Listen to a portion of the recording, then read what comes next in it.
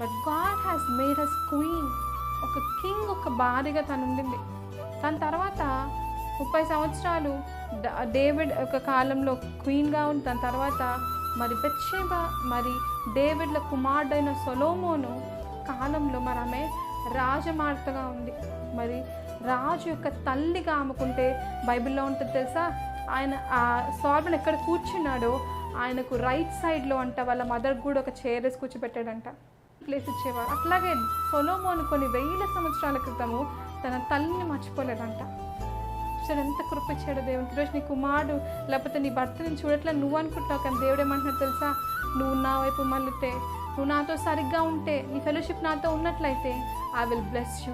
Even your husband, నీ husband చూడకపోయినా ఆయన గతించిపోయినా నీ కుమార్తెలు కూడా నీకు మంచి స్థానం, నీ భర్త ఉన్నప్పుడు ఇక్కడ హోదా ఉండేనో అంతకంటే మంచి హోదా దేవుడు నీకు ఇస్తాడు.